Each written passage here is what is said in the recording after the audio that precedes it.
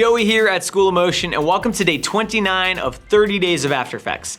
Today's video is going to be about compositing animation from After Effects with 3D animation from Cinema 4D. This is a very common thing you have to do as a motion graphics artist, and we're gonna talk about how to really lock those two programs together and get your 2D animation from After Effects to sync up with 3D animation from Cinema 4D. We're going to use pre-rendered elements, but we're also going to use CINAware to pull in information. I'm gonna show you a lot of compositing tricks. It's gonna be awesome. Don't forget to sign up for a free student account so you can grab the project files from this lesson as well as from any other lesson on School of Motion. Now, let's hop into After Effects and get started. So in this video, we are gonna cover how to sync up your After Effects animation with 3D renders using Cinema 4D, and we're gonna sort of go over a lot of other compositing things, including using multi-layered EXR files and a lot of really geeky cool stuff. So let's talk about, first of all, what our starting elements are here. So I'm gonna hop into Cinema 4D and show you my project. Now, I'm not gonna get too deep into this because this is not a Cinema 4D tutorial. I'm using Cinema 4D R15, and if you have Cinema 4D Lite, and that's the only version that you have, the free one that comes with After Effects, that's okay. You can do this entire tutorial the exact same way. I'm not using any special features. Really, all that's going on is you've got an iPhone model, and it spins around and kind of lands, and that's it, all right? And what I want to be able to do is composite whatever I want onto that screen in After Effects. And so let me just do a quick render here and show you what this looks like. I've lit this in a specific way, actually just using one of the presets that comes with Cinema 4D called the Array Light. And then I used a couple of just planes with a white texture on it. And I used that so that it actually gives me a nice reflection on the phone. And I also rendered with global illumination, which is why it's taking forever to render for you guys, but here it goes. So this nice diagonal highlight that's going across the phone that you sort of see on a lot of cell phone commercials, that is actually just a reflection. And I want to make sure that I'm able to keep that when I composite something in the screen. So I'm going to show you how to do that. So the first thing you need to do is you need to make sure that you prepare this Cinema 4D file a certain way, okay? And what I mean is, you need to make sure that if you want to stick something on this screen, you need to have a reference object in the scene that you can then import into After Effects. So if I open up this phone Knoll, this is the Knoll that's holding all the pieces of the phone, and here's the front of the phone, and here's the screen of the phone, and even the screen has multiple pieces. It's a pretty detailed model. And this cap one object here, if I, here, let me go forward here and jump into my isometric views here. You can see that that object has its anchor point right smack dab in the center of the phone and right on the surface of the phone. So if I was somehow able to get a null that mimicked exactly what that screen's doing and get that into After Effects, then all I'd have to do is parent my animation to that null. And so that's exactly how you can composite stuff in After Effects in Cinema 4D. The only thing you need to make sure is that on your object that you want to bring into Cinema 4D, you need to have this tag, okay? Now, I'm not gonna go too deep into tags, but you basically right-click your object or control-click. You go to Cinema 4D tags and you put an external compositing tag on it.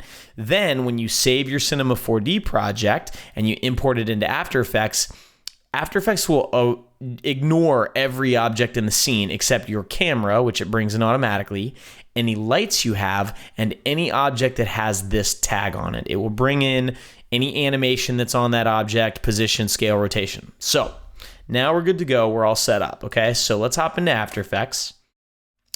And I have already rendered out my 3D scene here. you can just import your Cinema 4D project and you can have After Effects render it, but in most cases that's a terrible idea because it's going to render much slower inside of After Effects, and every time you change something you're going to have to re-render the 3D, which takes forever. So here's what you want to do. You want to render an image sequence right out of Cinema 4D, and specifically what I do a lot of times is I render a specific file format called OpenEXR, and it's a 32-bit file format, which means it has a ton of color information in there. It's very good for color correction. The other thing it can do is it can hold multiple layers. There's this technique in 3D rendering called multipass rendering where you can render out multiple layers of your image, okay? And so one of the layers I have is an ambient occlusion pass, and I'll show you what all these layers look like inside of After Effects. I also have a motion vector pass. This is going to allow me to create motion blur without actually having to render the motion blur inside of Cinema 4D. And I have an object buffer, which is literally just a matte.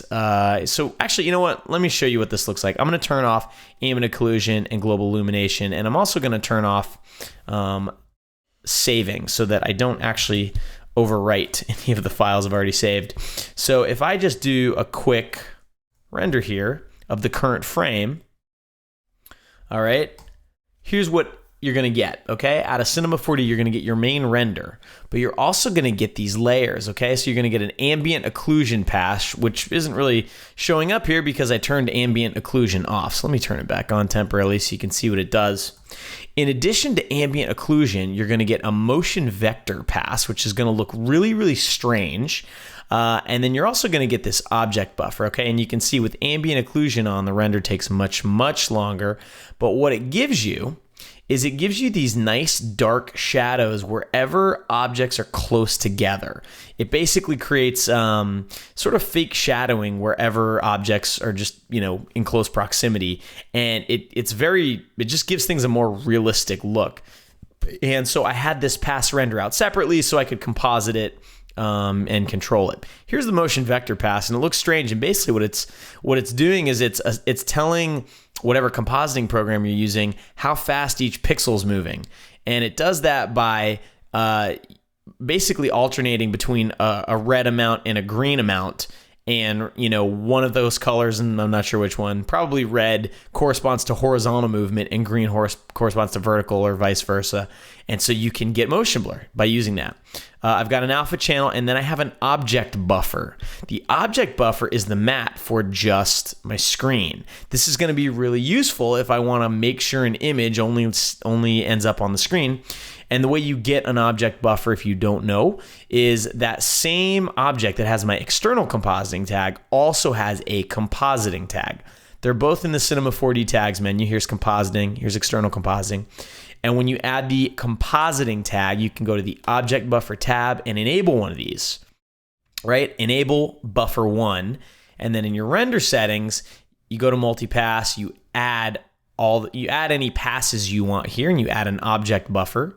And make sure that the group ID is set to 1. And then, this is turning into more of a Cinema 4D tutorial than I had hoped. So make sure you have your object buffer set up and all that good stuff. And then the key is I make sure that I have my multipass image set to multi-layer file. So here's what happens. You end up with an EXR sequence, okay? So let me re-import this. Because I want to show you some little gotchas that can happen here. So I'm going to make a new folder, dump all this stuff in there, and then I'll re-import it. Okay, so we're going to navigate to where my renders are. All right, here it is. All right, so here's my EXR file. So the first thing that happens when you import an image sequence into After Effects is it tries to guess a few things. It tries to guess the frame rate, and it guessed 30, and actually I animated at 24. So I'm going to hit Command-Option-G, which brings up the interpret footage dialog. You can also just control click and say interpret footage main, and tell After Effects that this is actually 24 frames a second, okay? The other thing you need to make sure you have correct is the alpha channel. And you can either have a straight or a pre-multiplied alpha channel. That is something that you set inside of Cinema 4D right here. alpha channel. And if you want a straight alpha channel, you can check straight alpha. Okay, now I didn't check it, which means it's pre-multiplied. And if you don't know what that means, there's actually a tutorial I did. It's a nuke tutorial, but the information still applies to After Effects, and I explain the difference between a straight and a pre-multiplied alpha channel, and I'll link to that in the notes for this tutorial. So now I've got it interpreted correctly. And now I'm gonna just drag it into a comp, okay? And let's just play it and see what we got. Fantastic. All right, so we've got this phone and it's got this nice reflection on it and it's great. Now there's no motion blur on it, and right now the ambient occlusion pass is not being applied to it, and obviously there's no image on it. Okay, so first things first, let me just copy my background right out of this comp and stick it inside of this one and set this back to, I think I had it as kind of like a dark off black kind of cool color. And just in case you guys are curious, this background could not be simpler. It's just a bunch of solids sort of layered together with a couple of masks, and then I added some grain to the whole thing so I didn't get banding. So there's the background. All right, and so now I've got my phone, and looking at it, there's it's kind of like a really hard dark edge there that I don't really love. So first thing I'm gonna do is just color correct a little bit. I'm just gonna grab levels, and this is very important. This EXR sequence is a 32-bit image sequence, meaning there is a ton of information in this image sequence. And by default, in After Effects, you're working in 8-bit color mode. So if you look right here, you can see it says 8 BPC. That means you're working in 8-bit color. And you want to work in 32-bit color if you're using 32-bit image sequences. Okay, so the way you do that is you just hold Option and you just click this and it'll change to 16 and then 32. And one thing you need to make sure you're aware of is that, look at this levels effect. Look at the numbers it's showing me. In 8-bit, it goes from 0 to 255. In 16-bit, it goes from 0 to 32,000 something, and then in 32-bit, it goes from 0 to 1. And what's really crazy is you can actually, in 32-bit mode, go past 1 and past 0. So these are all kind of compositing things that kind of beyond the scope of this tutorial. But working in 32-bit mode, the biggest advantage is you just get a ton of color correction capabilities. So I'm going to push the whites a little bit.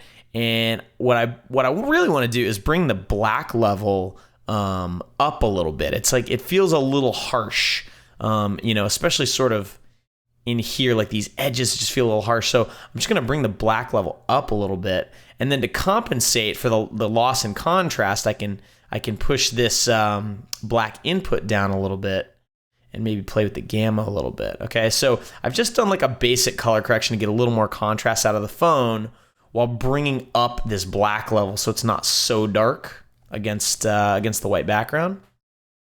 All right, next thing I want to do is I want to get that ambient occlusion pass on the phone. But where is it, right? I rendered out multiple passes, but where are they? So they're actually all inside of this image sequence. There are multiple layers to this. Now here's how you see them. I'm going to duplicate this layer, and I'm going to rename this one AO for ambient occlusion. I'm going to reset the levels on it. And I'm going to, let me solo it for a minute so we're just looking at this.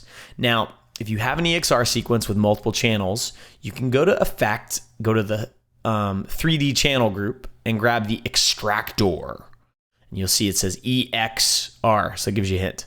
So you do that, and then you click somewhere in this area. It says click for dialog, okay? And now, any layers you have, you can select them in here. So you see I have my ambient occlusion layer, motion vector, and my object one buffer right there. So I'll grab my ambient occlusion and hit OK.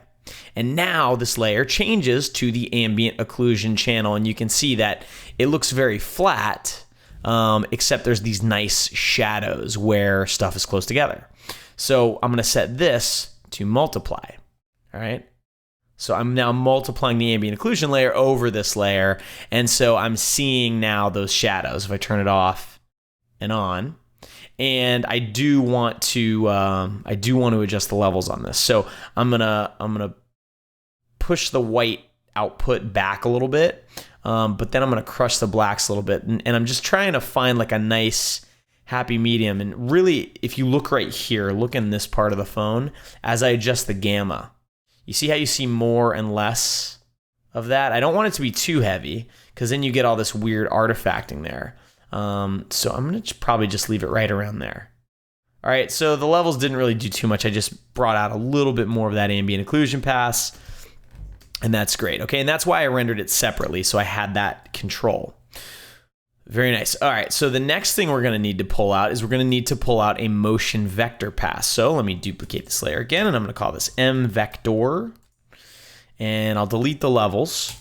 And now I'll just click in here again, and I'm going to say, now I want the motion vector pass. All right, and so I don't want that in multiply mode. I want that in normal mode. Here it is, okay? So now we have a motion vector pass, and you can see that the color changes depending on how fast it's moving and in what direction each pixel is moving. All right, and I'll show you how to use that. I'm gonna turn that off, throw that down at the bottom. And then there's one more layer, which is the object buffer 1. So let me set that to normal, delete the levels, click on this, and grab object buffer 1. Cool? All right, and so now I can see I've got just a black and white image, white where my mat is and black where everything else is. Okay, so this will be a nice Luma mat that I can use. Now, you don't have to render everything as a multi-layered image sequence. You can render everything in separate passes if you want to. The advantage to this is if you come up, if you do a whole bunch of compositing here and then you render out a new version of this, you only have to replace one thing in your After Effects comp and the whole comp will be rebuilt. You can have 25 passes inside of this thing and be doing a lot of really complex compositing, and then if you render out a new version, you only have to render out one set of files. You don't have to render out 25 and then go through After Effects replacing them. So it's a lot nicer way of working. And if you're not using the latest version of After Effects, by the way, CC 2014, this extractor effect, it used to be a lot slower. It works much, much faster in this latest version, which is fantastic. Like before, it was almost unusable, and now it's really, really usable. So I would definitely recommend upgrading if you haven't. So now let's talk about how we actually get, something on this screen. So first thing we need to do is import our Cinema 4D project. All right, so let's import. Here it is, iPhone C4D. And I'm just gonna pull this down here into my sequence. And I'm gonna turn off everything for a minute, okay? So you can see by default, it's just rendering the software version. And if I turn on my phone render, it should match up pixel perfectly to the CINAware preview. Okay, and you can see that it does. It works out. It's perfectly rendered. It's perfectly in sync, okay? Wonderful. So what I can do now is I can turn off my CINAware layer and just hit the extract button. And what that's going to do is it's going to bring from this Cinema 4D file any lights I have. So there's a light, all right? And I'm going to delete that because I don't want to use lights inside After Effects. Here's my camera, which matches my Cinema 4D camera. And most importantly, here is a null. And that null is named Cap01 because remember, I put the external compositing tag on the Cap01 object. And if you watch that null, it mimics what the screen's doing. Pretty cool, okay? Or so it would seem. There's actually a little twist that you're gonna see here. So what I figured I would just do is just take my school motion intro and put it on the phone, all right? So let's, so the phone starts out horizontal like this. So let me drag the animation in there, and I'm going to pre-compose it and leave all the attributes in there, and I'm just going to call this screen image, okay? And by setting up a pre-comp ahead of time, what this is going to allow me to do is once this is tracked to the phone and composited, all I have to do is go into this pre-comp and replace whatever this is, and now I have something new on the phone. So it's like a nice little template. So what I'm going to do is I'm going to make it a 3D layer. Okay, and then I'm going to parent it to Cap1, and I'm going to zero out the position, zero out the rotation, and then scale it down, okay? Now, we need to adjust a couple things. First thing is, this null inside of Cinema 4D was perfectly right in the middle of the screen. However, now you can see that the anchor point of the null is not in the right spot. It's in the corner. All right, so what I usually do is you just need to know that the center of a null in After Effects is actually not 0, 0. It's 50, 50. All right, next thing I need to do is rotate the screen image, and I can rotate it 90 degrees. And then I can scale it up. Now, it just so happens that this is an iPhone 5, so the screen is 16 by 9. So using a 1920 by 1080 comp like I am means it's going to fit perfectly on the phone. But just to be sure, the next thing I want to do is make it slightly bigger than the screen of the phone. And then I'm going to bring this Object 1 buffer up here, and I'm going to set my screen image to use that as a Luma matte. Okay? And so now it's going to matte that out for me. All right, and you can see that it doesn't quite go to the edge of the frame for some reason, and I think that's just the way the model was done in Cinema 4D. It doesn't go all the way to the edge, so we can I can show you some ways to adjust that. Okay, but first I want you to see the big problem here. All right, so here's the big problem. If I just sort of do a RAM preview of this, what you're gonna see is that for the most part it locks up, but there's like some weird frames where stuff doesn't sync up right. Like, what's going on there, right? And then look here. What is this, right? So the screen of the phone, it's like almost perfectly locked on there, but not really perfectly locked on there. And why is that? And I'll tell you why. So and actually it's easier to see in here. If I hit U on this Cap 1 null, you can see there are keyframes on every single frame, okay? So what happens when you import this the Cinema 4D project into After Effects is any animation that's on here, and I'll show you the animation in Cinema 4D, you can see there's not a million keyframes, right? There's like a dozen. And you can see that, my Z position, for example, of the phone is this nice fluid curve. And in After Effects, if I go to my position and look at the animation curves, you can see that the Z is mimicking what's going on in Cinema 4D. But there's some extra junk happening here. What's this Y position stuff? And if you look at the rotation, it's close to what's happening in Cinema 4D, but it's like there's extra rotation happening here. And I'm really not sure why. So here's the solution for this. What I do is I save a copy of my Cinema 4D project, okay? So just, Shift Command Save, and now we wait because I've got an external hard drive attached. But what's happening is After Effects is baking the keyframes in a different way. So you can see here I've already baked it once. So this is going to be Bake R2, all right? And what I'm going to do is go to my Cinema 4D timeline, right? And make sure you're in keyframe mode. If you're not, move your mouse over the timeline, hit spacebar. And then I'm going to select my phone, and I'm going to go Functions, Bake Objects. Okay? And what you want to do is make sure you have position and rotation checked. If you're doing this with something where you've animated the scale, you also want the scale checked. PLA and parameter, you don't need to worry about, so it's not important that they're checked. And I want to create a copy. Okay, and I'll tell you why. So when you hit OK, it bakes the object, and what it really does is it puts a keyframe on every single frame, and it just goes through and it just it literally bakes the animation on every single frame. By letting Cinema 4D do it, it's going to be much more accurate when we pull it into After Effects. And the reason I have it make a copy is just to confirm by scrubbing through my animation that the copy doesn't do something differently.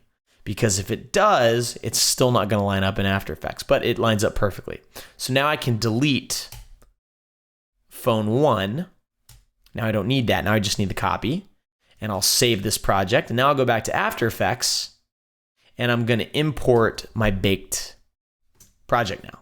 So now what I'm going to do is go to the first frame here, and I'm going to delete Cap 1 and the camera and my Cinema 4D project, and now I'm going to bring in the baked version.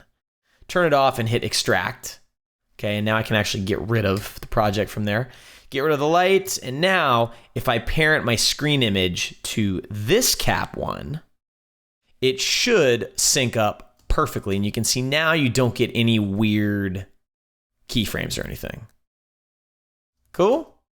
Piece of cake. All right, so now you see how the mat for my phone, if I actually turn it on, you can see that it doesn't, and actually let me turn it on and set it to screen. You can see that it doesn't quite reach the edges of the screen, and that's probably just, whoever modeled this made that screen too small and wasn't very precise or something. Who knows? And so, I tried a bunch of things to fix it, and what seemed to work best was just blurring the edges just a little bit, just to kind of blend it in with the black screen of the phone. And so you just get like a little bit of a soft matte that's happening with the image. Okay? So now we've got the After Effects layer completely, perfectly stuck to the phone. So that's fantastic. And we can turn our background back on and kind of see what it's looking like. Okay, so now we've got that on there. So now what I also want to do is I want to get the reflection to happen. See, if I turn this off, you can see this nice reflection there. And I'd like to keep that. Now, I could have rendered a reflection pass out of Cinema 4D. That's one way you can do it. There's actually an even easier way. Because I have this matte for the screen part of the phone, what I can do is duplicate that, duplicate the actual phone render, right? And then tell the phone render to use the object buffer as its LumaMatte. Cool. And this has that blur effect on it. So let me delete that for a minute. And you can see all that's done. And actually, let me color code these so maybe it's a little bit easier to tell what's what for everybody. All right. So these two purple layers, this is now just the screen of the phone composited back on top of this.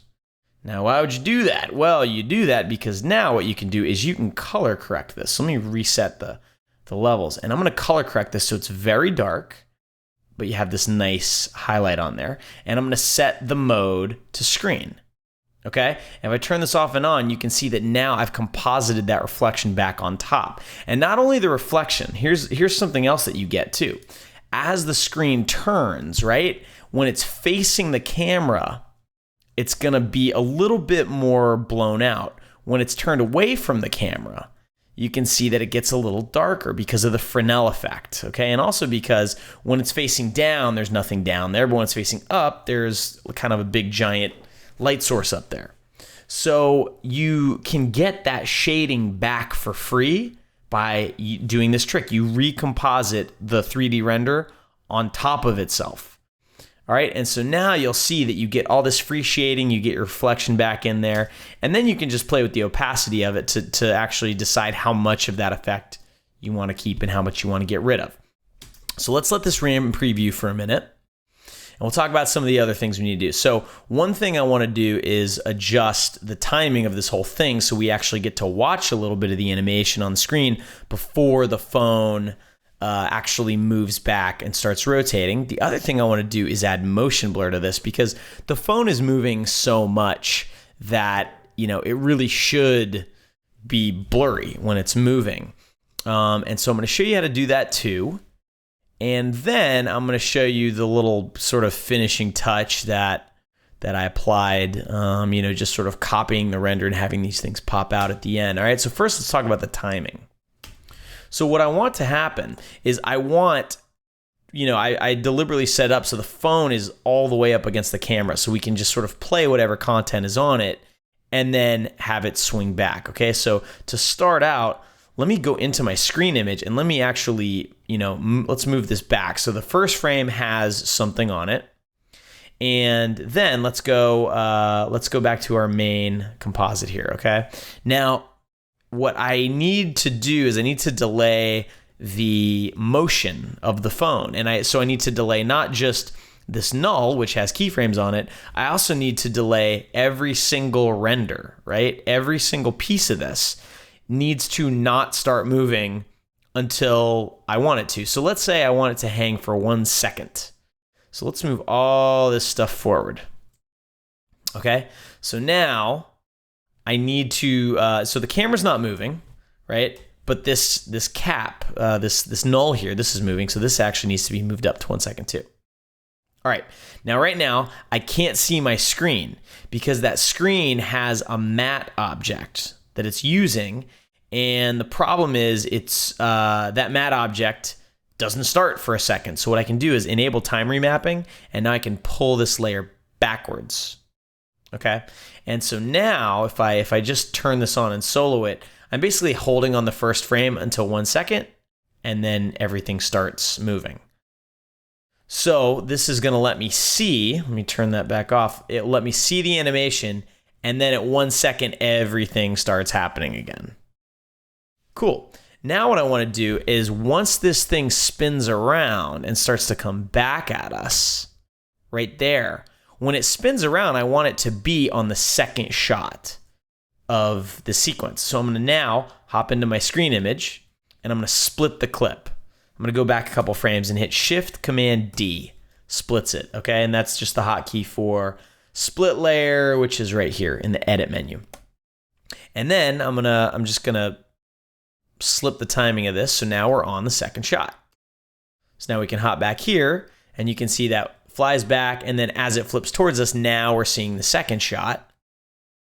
And then when it flips back the final time, what I want it to do is to be on the ending where we see the School of Motion logo. So when we see the screen here, I want it to be the School of Motion logo. So the other thing I need to do is I need to make this comp longer. So I'm gonna make it 6 seconds so we can then hang on the logo. All right, and you can see that the layers are not, they're not long enough. So what I can do is just extend them all. And anything that is a render, right, I can enable time remapping on. So Command-Option-T is the hotkey, and I can just extend them all the way to the end. Okay, so that now, and you've got to make sure that I do the matte layer as well. Cool. Okay, so now once the animation stops, it's just going to hold on that last frame as long as I want it to. So let's go to the part of the animation where I want to see the School of Motion logo. So right in there. So now I'm going to jump back into my screen image comp. I'm going to split the layer one more time, and I'm going to slip it so that now we're seeing this part. Now, here's the other wrinkle. At this point, the phone is vertical. All right, so if I want to be able to read this normally, I need to rotate this -90 degrees. Cool. But now I've got nothing at the top and the bottom of the screen, which is no good. So I just did my old trick of using the CC Reptile effect. I did this in the Kinetic Type series too. And I set it to unfold and then expand the down and the up. Now you can see these black kind of vertical bands that are happening that obviously shouldn't be there. And so probably at the top and bottom of the render, there might have been a 1 pixel black line because of a compound blur effect or something like that. So an easy fix is you just pre-comp this layer, and you can just say leave all attributes in here and hop into that pre-comp, and let's just scale this up by 1%. And now you hop back in, and now that 1 pixel black line is gone. Cool. And let's look at the phone. I want to make sure that I'm not seeing these extra triangles here. So what I'm going to do is just scale this up a little bit more. There we go. Cool. So now if we do a quick RAM preview, and I'm going to hit Shift and the 0 button on the number pad, so I render every other frame, so it goes a little faster. If you guys didn't know that, that is a huge time saver. Render every other frame when you're RAM previewing, and you can RAM preview twice as fast. So now at the end here, there we go. This phone spins around, and we see the explosion and the logo resolve. Beautiful. Okay, so now let's talk about how to add motion blur to this. Now, motion blur in 3D, I mean, there's many different ways to do it, and I'm going to show you one way that is by far the fastest way to do it. One of the things about motion blur is that the way it's rendered in After Effects is sort of, if there's 16 samples of motion blur, then between frames 1 and frame 2, it's going to render 16 times and then blend those together to make motion blur. Cinema 4D can do that. It can also render motion blur sort of more realistically using something called the physical renderer, but that takes a long time to render too. But rendering out a motion vector pass like we did can let us do motion blur very quickly, and there are kind of some caveats to it, but for the most part, it works pretty well. So here's what we need to do. First, we need to pre-compose the entire comp of our phone, okay? Whatever our phone looks like, right? Which at this point, it's from this layer all the way down to here, all right? It's our phone, our ambient occlusion, the image on the screen, the matte for that image, and then we recomposited the screen back on top of itself to get the reflection and some of that glare. So let's pre-comp all of that and call that phone PC. Pre-comp, okay? Now, something disappeared. And I know why. Let's hit undo. So the screen is actually parented to this cap, and it's relying on the camera to be seen correctly, so I actually need to pre-comp those as well. So pre-comp, phone, PC, there you go. So now you've got this one layer, and that one layer has everything in it, and so now we can use this motion vector layer that has just been waiting and biding its time down there. And here's how it works. Now, unfortunately, you need a third-party plugin to use motion vector passes inside of After Effects. And if you're doing a lot of 3D compositing, it is well worth the price to get this plugin. And the plugin is called Revision RSMB. It stands for Real Smart Motion Blur. And when you buy it, you want to buy the Pro version. You don't just want the normal version, okay? Now, RSMB Pro Vectors, that's the effect you want to use because that looks for a vector pass. So you put the effect on the layer that you want motion blurred, and then you tell it which layer contains the motion vectors. So right now, the motion vectors are in this layer. So I'm going to say motion vector in that layer. Now, so you can see that we're getting motion blur now, right? And if we kind of scrub through it, and I apologize for the render hit we're going to take here, you can see that it works pretty well, but it's blurring edges way too much, right? It's like, it sort of looks right, but doesn't really look right. And here you're getting some weird stuff, like it's not quite working right. So here's the thing with motion vector passes. You need them to line up pretty darn perfectly, pixel for pixel with your render in order to work correctly. And so if I turn on the motion vector pass, you can see it, and we zoom in here, you'll see that it doesn't quite line up perfectly. And so what happens is the edges, some of the edges of the phone overlap with the motion vector pass and some don't, and so that's creating this inconsistency. So the workaround is basically to shrink your motion vector pass just a little bit. Now, it's important to know that this motion vector pass already has an alpha channel because I used the extractor effect.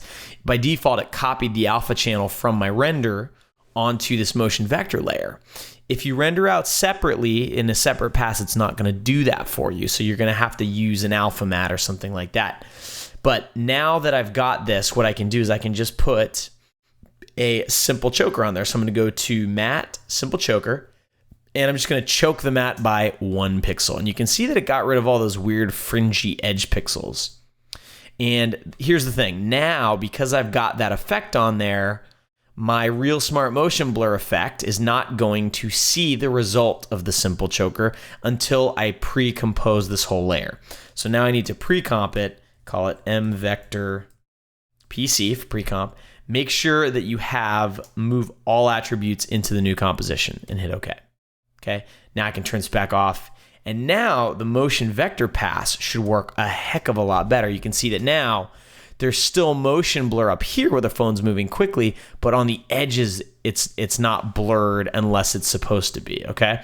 So let's jump forward to a frame where there's a lot of motion. Here we go, like this frame. You can see now the motion blur is working so much better. And, if we go back and find, so here, just to show you really like how important it is to do that step, I'm gonna turn the simple choker off and let's go forward. Let's find like a pretty nasty motion blurred frame here. Motion blur, by the way, if you go into full res mode, you'll get a much better idea of what your motion blur is gonna look like. And look at these disgusting edges here. Look how lumpy and terrible they look. And then if we go back and turn that simple choker back on and hop back out, now they're much, much nicer and cleaner. All right, so Don't ever forget that step. It's very important.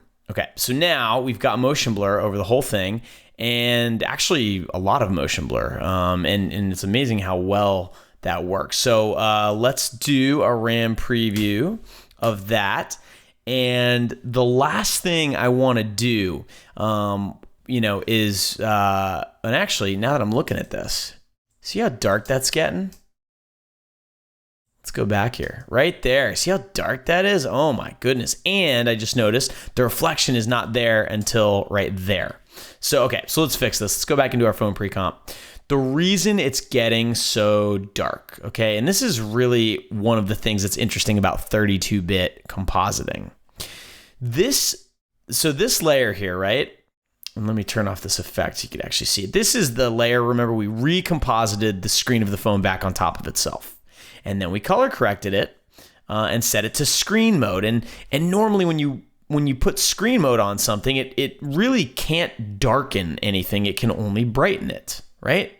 Well, in 32-bit mode, screen mode can darken things. It's really interesting. And it's because your black input, you can actually push values darker than black. And so anything that's darker than black is going to subtract from your pixels. And it's really kind of a technical explanation, but just know that in 32-bit mode, these transfer modes don't act the same way you think they do. So if I want to make sure that I don't ever darken the screen, I only brighten it with the screen mode, I need to make sure I clip my output black. So let me turn that on, okay? And now, let me recolor correct this. All right, so now I will never have that problem. Now here's the other thing I need to do. I need to extend this layer back so that the glare actually exists at the beginning of my animation, but I don't really want to see it. So what I think I'm going to do is I'm going to go a few frames before the phone starts to move, and I'm just going to put an opacity keyframe here. And then I'm going to jump forward like 10 frames, put another one, and I'm going to go to this original one and just set to 0. So as the phone starts moving, we'll see that reflection pop up, right? That's what I want to happen, like that. Okay, much better. And now we don't get that crazy darkening of our image either because we turned on clip output black on. Okay, so now we come back here and we can do a quick RAM preview. So the last step is going to be just to duplicate the phone at the end and have the copies be a little smaller, and really that's going to be an easy step. We're just going to duplicate this pre-comp and scooch the two copies over. And I want to point out also that the animation of this phone, it's really just based on animation principles. Whenever you need to just show a phone and there's not like a motivation for what it's doing, it's just show something cool on the screen of this phone and move the phone in an interesting way. It's hard to do that if you're just trying to find a good animation and you're just guessing until you get something you like. It's really helpful to understand animation principles, and so I just want to take this opportunity while we're watching a RAM preview happen to harp on that. Okay, so now we've got, this is a pretty good place to check it. All right, we've got motion blur on the phone. The screen is composited on there. We've got the reflection composited back over it. Everything's looking great. And now, when the phone settles right there, right when that burst happens, here's what I want. I'm going to duplicate the phone. Let's just call this phone 02. And this copy, I want it to be a little bit smaller, and I want it to... I'm also going to hit Option left bracket so that layer doesn't start until this frame. And I'm going to hit P, separate the dimensions, and I'm going to do an X position keyframe and jump forward like, 10 frames and just scoot this thing over a little bit. Cool. And then I'm going to easy ease those, and I want that to sort of jump out and then really ease into that last keyframe like that. There we go. Cool. And then I just want the same thing to happen on the other side. So I'm going to duplicate this, and let's go to this frame here and just scoot this one back the opposite way until that's about even. That's great. Double check my animation curves. There we go. Cool. And the last thing I did was I did a little bit of compositing to these two phones just so they looked like they were a little further back. What I did was I put a levels effect on each one. And I just sort of brought the contrast down. There's a white background, so if you actually brighten the phone, it'll sort of make it recede back into that white color, right? And then I also darkened the white output just so it wasn't so bright either. You know, almost like the spotlight's really on this phone. And then I'll copy that levels to this phone here. And then the last thing I did was I blurred it so it looked like it was a little bit out of focus.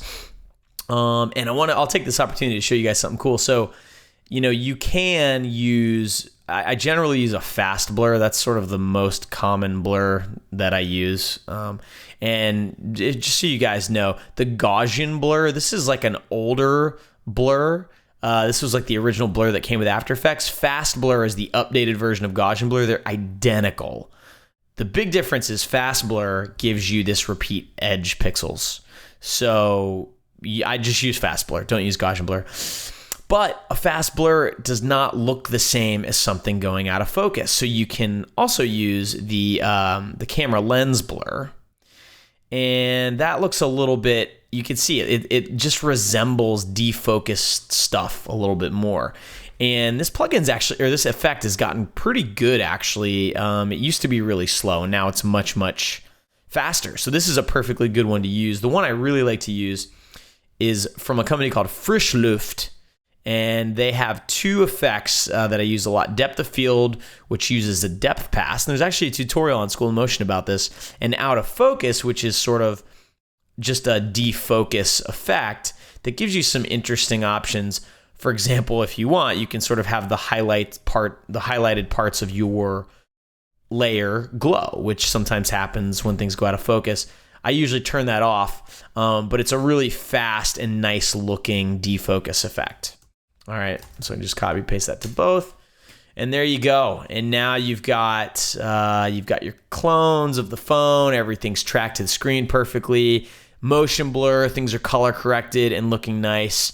And there you go. So I hope the takeaway, because there's always a takeaway in these videos. The takeaway is that you know. If you understand how you can get information accurately out of Cinema 4D and bring it into After Effects, which by the way, you can do with Maya and 3D Studio and other programs, Cinema 4D is just like so embedded with After Effects that it's just way easier. But once you wrap your head around that, you can do such powerful things, because to sync up what's going on with the screen, with the 3D move of the phone, that would be very difficult to do in Cinema 4D. But in After Effects, it's really easy to time things out and adjust the way things look and adjust how much of the reflection shows up over the image and all that good stuff. So that's why this type of thing is always done in a compositing program, right? You use 3D for its strengths and you use 2D for its strengths. Cool? So I hope you guys learned a lot, and thank you guys. I will see you next time on the last day, 30 days of After Effects. Thank you so much for watching. I hope you learned a lot. The integration between Cinema 4D and After Effects is super powerful once you wrap your head around it. As a motion graphics artist, it's really good to understand the link between those two programs. If you have any questions or thoughts about this lesson, let us know. And we'd love to hear from you if you use this technique on a project. So give us a shout on Twitter @SchoolofMotion and show us what you did. And if you learned something valuable from this video, please share it around. It really, really helps us spread the word about School of Motion, and we truly, truly appreciate it. Don't forget, sign up for a free student account to access project files from this lesson, plus a whole bunch of other excellence. Thanks again, and I'll see you next time.